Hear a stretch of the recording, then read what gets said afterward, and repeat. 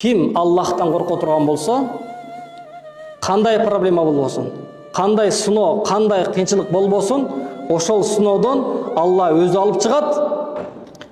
Плюс Алла өзү күтпөгөн тараптан рызык берет. Аллаху акбар. Караңыздар. Биз мындай кирешени биз күтүп, санап, эреже менен жазып койгонбуз да. Мен азыр мынага мынанча сом берсем, мынанча сом кайтат деп. Туурабы?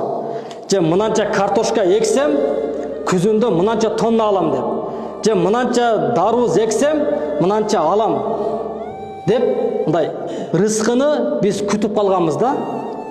Тугандар, рызкы бул Алланыкы. Алланын рызкысы бул өтө кенен.